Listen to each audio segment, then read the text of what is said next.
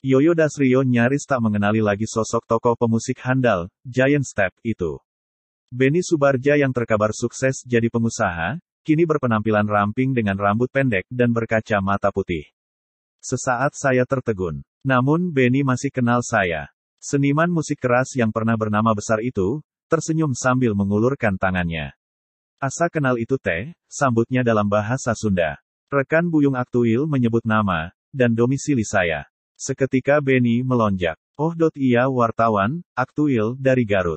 Ternyata perjumpaan Rabu sore, tanggal 22 Mei tahun 2013, yang ditempuh dengan perjalanan jauh dari rumah Jelly Tobing itu, tidak bisa mengembangkan perbincangan nostalgia. Benny Subarja sibuk melayani tamu dari Singapura untuk urusan bisnis.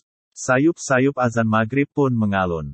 Benny Subarja, Buyung dan saya bergegas antrean wudhu. Dari arah musola yang sudah sesak dengan jamaah, terdengar muazin menyiapkan salat.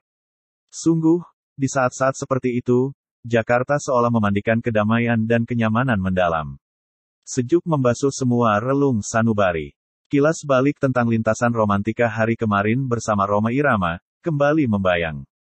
Manakala reputasi Rhoma kian diperhitungkan, panggung musik, Soneta Group, di pelosok negeri ini, selalu menciptakan lautan manusia. Luapan penonton seperti itu menuntut pengawalan dan pengamanan ekstra ketat. Terlebih, karena daya jual Rhoma Irama mulai ditambang dalam industri perfilman nasional.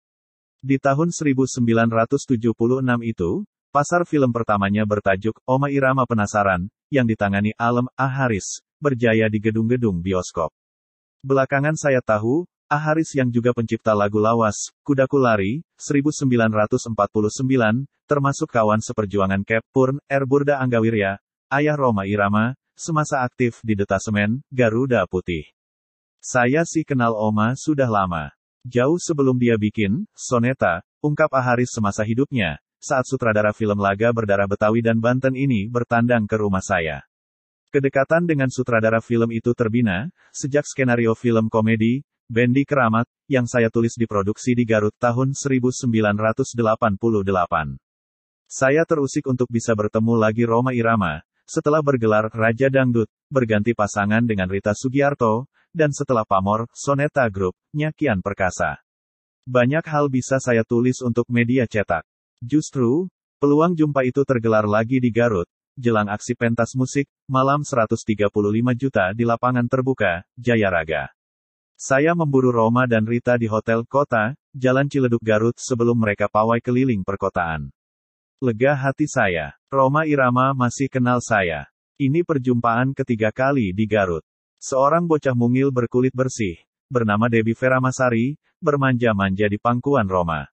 Saat itu industri rekaman pop tengah memusim dengan aksi artis penyanyi cilik dari anak artis kenamaan, sejak lejitan Cica Kuswoyo Putri Nomo Kuswoyo, mantan drummer grup legendaris, Kus Plus.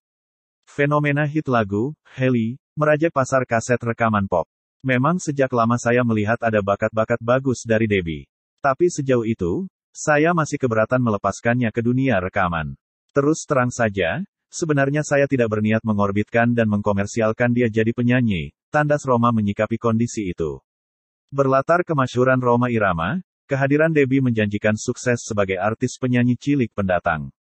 Namun Rhoma masih harus membaca tantangan, yang akan dihadapinya dalam mendua konsentrasi. Memikirkan kelangsungan, Soneta Group, dan menangani karir sang gadis kecilnya.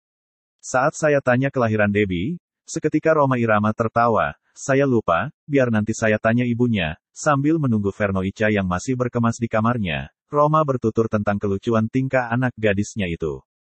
Kalau saya sembahyang, dia suka ngebuntutin.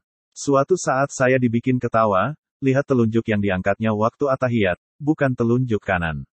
Saya tanya, kenapa telunjuk kiri yang diangkat? Dia bilang, abis telunjuk kanan Debbie sakit kena luka. Saya tertawa, cerita Rhoma berderai tawa. Tak lama, Veronica muncul mengulum senyum. Rhoma menyambutnya dengan menanyakan kelahiran Debbie. Tanggal 18 Desember tahun 1973. Baru 4 tahun, balas sang mama spontan. Selepas wawancara, rekan Chang Anwar, saya minta memotret perjumpaan kenangan bersama Rhoma, Veronica, dan Debbie Feramasari. Suatu hari, foto bersama itu berharga sejarah.